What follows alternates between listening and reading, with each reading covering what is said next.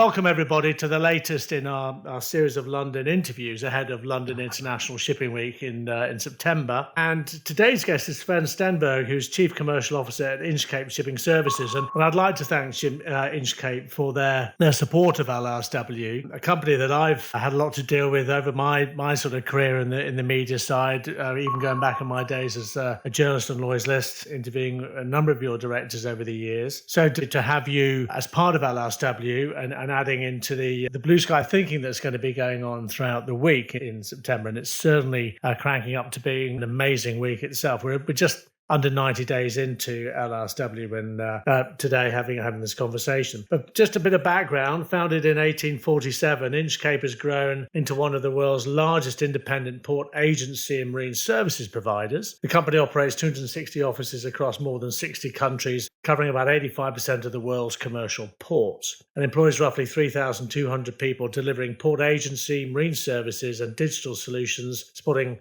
support for tens of thousands of port calls every year. Now, Svend, you bring 20 years of experience across shipping, IT and logistics. You held senior and executive roles with Monjasa, Relate IT, AP Moller Maersk and Damco. Your responsibilities at Inchcape are to harness that background in maritime operations and digital transformation to drive sustainable growth and innovation across the Inchcape's global supply chain services, something that is certainly on everybody's agenda at the moment in the shipping industry. Svend, welcome to London Interviews. I hope I got all of your background correct there. You did, and I would say, Sean, well remembered and good note-taking. It's quite an introduction, so thank you so much. It was exactly right.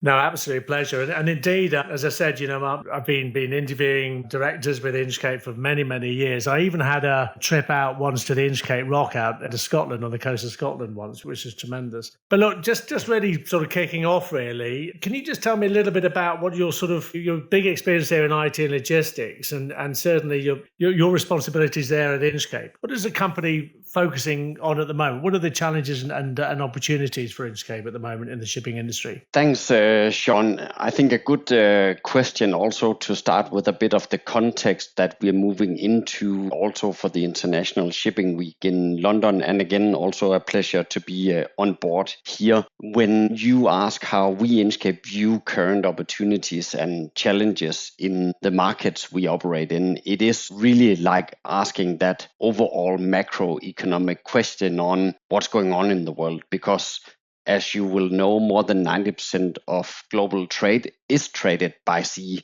So what we are seeing as challenges and opportunities in Inchcape is exactly what global trade is seeing in terms of challenges and opportunities. And if we start with the optimistic part of that question, more on the opportunities, well, what we are seeing is that the fundamentals of global trade are still well functioning despite a few speed bumps here and there, and be that tariff related or where there are some geopolitical risks ongoing. We still see a fundamental trust in global trade as a vehicle for how goods move around the world. So I think that's the optimistic side of the fundamentals. On top of that, I also believe we are seeing quite a lot of positive movements in the sphere between where maritime is heading and where technology is heading. So that means we are seeing many emerging companies with different types of technological advances finding place that are ultimately about helping,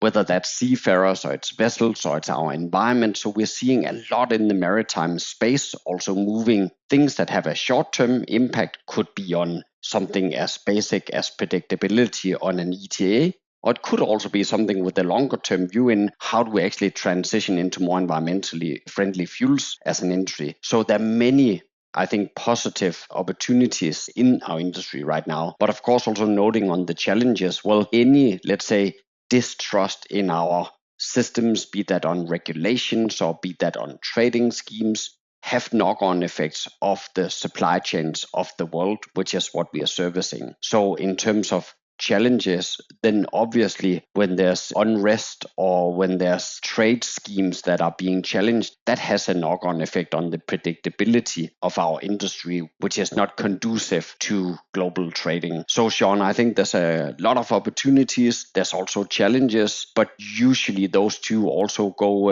hand in hand. For those who know the shipping business well, they will probably not see all of that as an opportunity to step into the next era with the entire shipping industry. And I think you touched on a very, very important point there with when you look at technology that's going on, and there's a lot of opportunity there as far as driving value to the bottom line, making the whole process more efficient. Svend, shipping for many years has been accused of following other industries in embracing things like digitalisation, but really over the last few years, shipping and maritime has accelerated in the way that it is embracing AI and innovation, and there's a lot of opportunities. But you still need the people, don't you? And I think that's a key thing. And digitalisation is one thing, but you still need the human connection. How does that translate itself as far as port agency is concerned? You guys are at the sharp edge of shipping. You are handling the ships, you are handling the cargoes, you're dealing with the husbandry efforts, you're dealing with all of those aspects on a local, regional, as well as international basis. How do you sort of marry up the digital advances that are going on also with the people and getting the job right? That's a good question, how we marry these things up, because as you're rightfully saying, we are in the sharp end of where shipping kind of really meets the key side. So in that respect, then we don't fear that any AI agents will start either throwing or catching mooring lines. We still need physical people. We also need to be the ones who accept seafarers, as you rightfully say, on the husbandry side, that accept seafarers in a port where they're actually longing for a smile and being lodged into a decent place to sleep before they go home. So there are many things where I would say where the digital transformations will not impact the sharp end of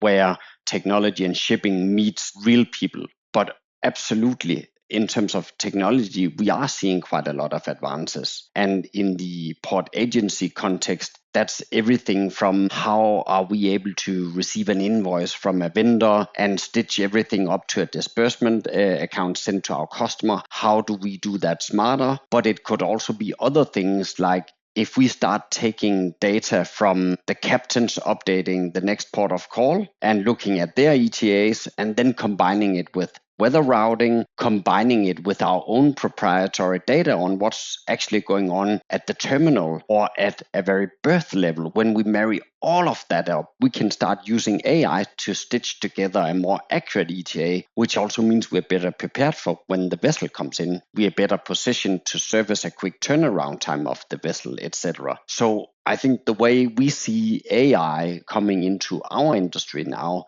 is really a great opportunity to adopt high tech, but to translate that into what's also been known as high touch. So from high tech to high touch, meaning we will harness on all of the data, on all of the intelligence, but that's to be more up close and personal with our customers, because that's still needed. It just allows us to position us even better to service our customers. So what do you mean by high touch? That's quite, I like these sort of sayings that are coming through. What do you mean by high touch? How does that sort of translate itself? Well, often when you talk about high tech and you talk about AI, there's an underlying theme of this is going to improve processes. It's going to take away the human element of what we do, and it'll make things much smarter. But in reality, it's certainly about making things much smarter and accurate by less human intervention. But at the same time, when you adopt these technologies, so when you adopt high tech, for us as a port agent who's at the sharp end, as you rightfully say, it's about translating those efficiencies into high touch. So how can we be closer to our customers? How can we do a better service? How can we do some of the things that are happening at the sharp end much better and maybe much more proactive? As an example, I was in Norway some months back where we were visiting one of the terminals that we operate, where we had one of our customers that often comes into discharge and also to load oil. And before that happens, they actually call our port agent who's at the terminal and ask him to go down to the quay side and with a thermometer put it into the water, look at it, call them up and tell them what it is. So they are actually saying, how can you go there, find out what it really is in terms of the water temperature? Because that's going to help our cargo heating strategy. It's also going to give us a better way to be accurate on our volume calculations, etc. So this human touch that we offer,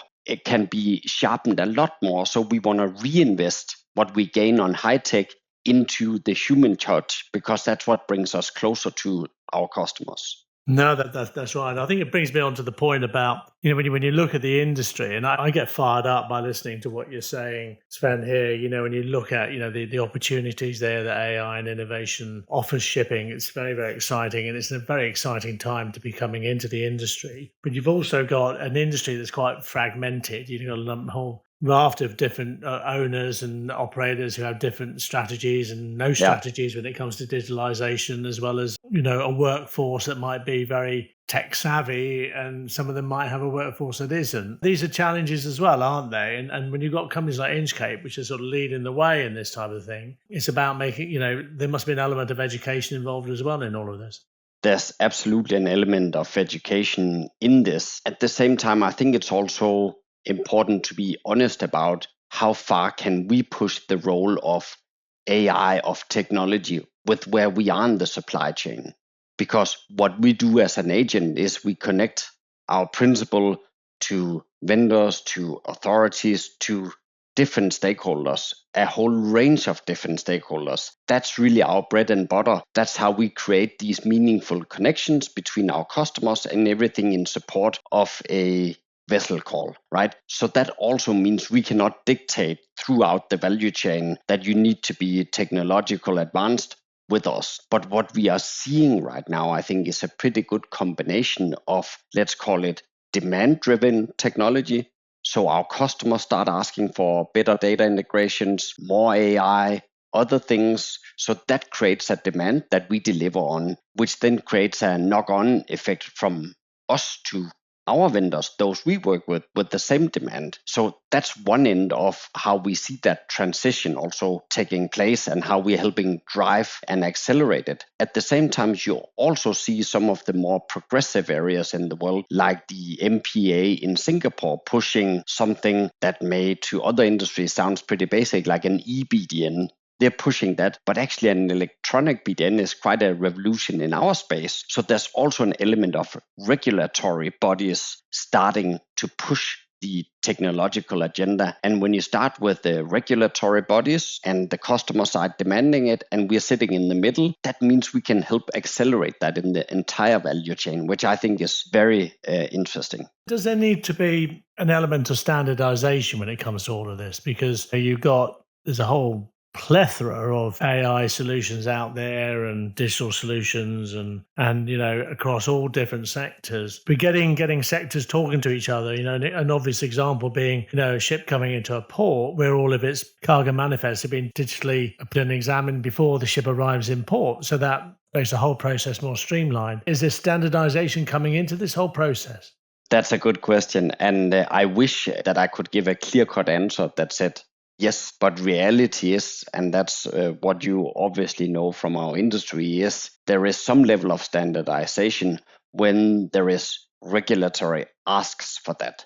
But there's also a lot of things where it's optimization almost as a standalone, which means there's no standardization. Now we are doing the EBDN in this system in this way. But that unfortunately doesn't mean another one will do it in the same way. But again, I think with the regulatory side, maybe that is going to create a bit more standardization and maybe scale on some of the platforms that are growing at the moment. And on the customer side, we do see that there are companies that have such a good value proposition that more and more of our customers are adopting those. And again, that creates some scale that then creates standardization. But I guess we will wait and see. But I think that with the scale and acceleration of different technologies, I think we'll see more standardization. Again, whether that's demand driven by the customers or regulatory driven, I think it's going to be a balance between those two. We cannot, as agents, be at least driving the standardization, but we certainly welcome the standardization because that's going to make it easier across the industry.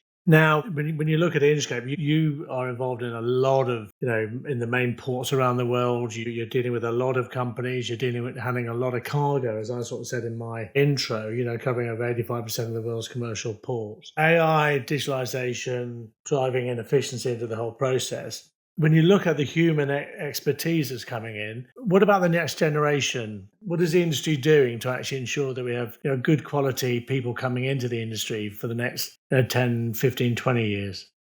Challenging question to answer, right? Because I think right now, if you look at the kind of jobs that we are posting for, it's everything from a port agent where you need to be physically boarding the vessel, attending the vessels. We are also looking for transformation headcount that understands technology. So I think most companies will probably need to be looking for a greater variety of competencies in the future. At the same time, I will probably also admit that those who come into the industry today are just by nature of their birth certificates a bit more technologically savvy than probably I am, at least, where I've had to learn that through the course of my career. They've been brought up with a different level of understanding technology, how to access information. So I do also think, and I'm optimistic about a generation coming in that is much more technologically advanced and curious, and that will also challenge the, let's say, current ways of doing things if they know that there are more efficient ways of doing things by leveraging on technology. So I think we'll continue to look for both the people that physically are there to do the job, to receive a mooring line like I used as an example earlier, and to board the vessels. But we'll be also looking for people who have the technology as part of their DNA, or maybe some frontiers that can help us wire our business model in a different way for the future. So it's a great range of people we'll be looking for, but I think they're out there, and I think we're starting to see them come in, which makes me hopeful about it. Yeah, and I agree with you. And I think you've got to look at shipping and maritime being an industry where it's a great industry to be in. It's ticking a lot of boxes as far as innovation, as far as digitalisation, as far as trade, globalization, the whole lot. I mean, you've got a lot of those aspects there that can be a real sort of attraction to the younger generation coming in. I would absolutely think so. And I think when I look at starting my career 20 years ago, you were impressed by the fact that you could now move to China and you could do different things. You feel like a global citizen. Well, my son, who is 15, he will communicate with the whole world every day almost. So he knows this. That's not something special to him. But I think the special thing the maritime industry can now offer is we are in touch with everyone. We are both proud to be in a conservative industry that has been carrying boxes and cargoes for the last hundreds of years. But at the same time, we are embracing a new technology, a new way of operating it. So I think our industry continues to offer a great global aspect that most of our kids, they are now brought up with. But at the same time, also an industry that is welcoming new eyes on the things, and we're not so mature in a space where our young people are coming in with competencies. And I think for anyone with a bit of ambition and curiosity, this remains a great place to start your career. No, I totally agree. Absolutely, totally agree.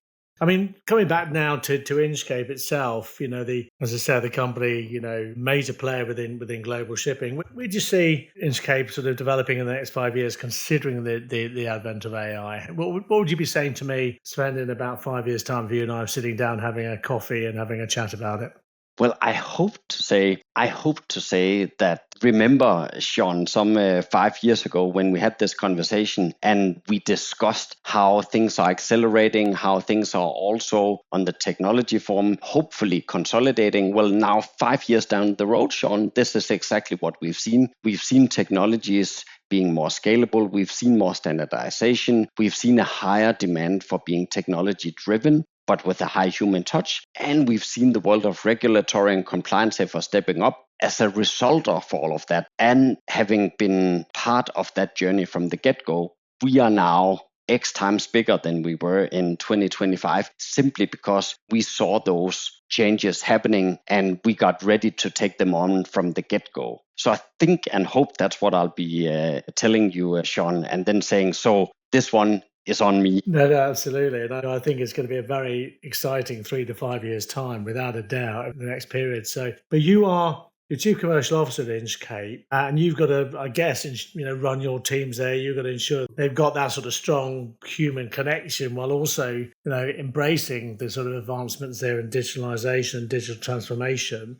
Yeah. What strategies do you employ to foster that collaboration between the tech teams and the frontline port agents? Because they're the guys sticking the thermometers in the water. They're the guys who are, collecting the mooring lines and all the rest of it. How do you foster that collaboration? As the CCO, I obviously have a commercial approach to how I do that. And I will be honest, I'm doing that right now in driving a strategy with my commercial team that is what I would probably call very low tech. The majority of my strategy sits on two pillars. One is go out and talk to those who buy our services. So go out and visit your customers. And then secondly, based on being out there meeting and understanding your customers, create a meaningful connection with them. So why I mention these two is because the way I'm driving it is I'm saying you need to get out there. You need to understand what's going on. You need to understand how fast our customers are going, what they're looking at,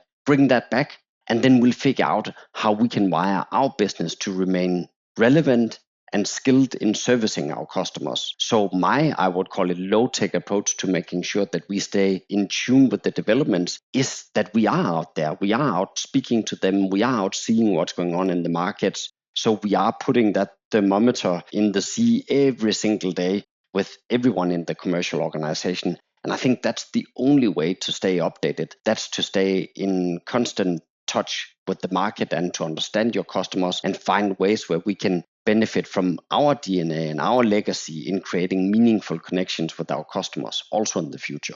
No, I think you raise a valid point there. And I think we've seen it also post-COVID from a human interaction perspective, where we all went onto Zooms and discovered Zooms and Teams and everything else, or, other conferencing systems are available, etc. But then following all of that, there's been a massive enthusiasm for people in the industry to get together again. We've seen it at Posidonia, North Shipping very recently, a couple of weeks ago. Yeah. And then also with London International Shipping Week, people want to come together and they want to talk and they want to, look at solutions and discuss issues within the industry. And of course, you can't beat face-to-face on that, can you? No, I think that's right. And like you're saying, with COVID, we learned we can do a lot online. We can do a lot without being face to face. Then after COVID, we quickly got back and said, wow, there's really a lot we can't do without being face to face as well. And I think now we found a good landing. But I think we've also now been able to conclude that human connection does make a great impact on the way we help each other out, because a lot of this builds on trust, and trust you can maintain online, but you cannot build it online. Building that requires you to be out there, seeing each other, speaking to each other. I think that's the best summation of that. I've heard actually that online maintains that relationship, but you can't build that relationship, and I think that's a very valid point. It is all about sort of having that empathy, having that understanding, looking somebody in the eye, and and actually sort of developing that. And that goes back to what you're just saying there, where you've got to create those connections, and the industry is a very exciting place to be. Just really one last question, really on this point. What advice you'd give to young professionals entering the maritime industry? Not only about what they're facing as far as advancement in technology, and we've already talked about how exciting that is, but also about the value of human relationships. I think most younger people that join our industry, I often use the term relationshipping with them. You need to go out and build relations in shipping. You need to go out and build that trust, because ultimately those who are going to either buy your service or you're going to be joining is those who trust you, those who pick up the phone when you're in trouble somewhere around the world on a vessel that has an issue, right? That's how you build a career in shipping. That's by being trusted. So relationshipping is really a keyword I would bring onto them and welcome them on board on that note. No, that's a lovely expression, actually. Yeah, and I think it's very, very important. I think it will maintain and will continue to be a very, very important aspect moving forward. So, and I just want to thank you so much for your time today. I found you know your stuff without a doubt, and I think the way that you've actually put it all together and actually put it into context. Developing that connection between the technology and the human connection, human element, I think is very, very important. We got LISW coming up in September, okay, and thank you so much for your support for LISW. What are you looking forward to most in the week itself, yourself personally maybe, and also as a company? I think it almost goes without saying in the context of everything we talked about that it's meeting all the people that you are on the phone and WhatsApp and Teams with every single day. It's going out, meeting them, and then also connecting all those relations, scanning the horizons of our industry together, having a good laugh and catching up. I think that's what the week allows you to do. And after that week, you also come home with, I think, more energy and more outlook to what's going on, and with more enthusiasm about what it is we're doing to support global trade. So it's building all those relations, connecting all the dots. That's what I'm looking forward to. Oh, that's brilliant. Well, Sven, thank you very much indeed. And again, thank you to Inchcape for your support for London Shipping Week moving forward now and over the years. It's greatly appreciated. And we look forward to seeing you and your colleagues during LISW. It's going to be a good week indeed. Yeah, likewise. Thank you so much, Sean.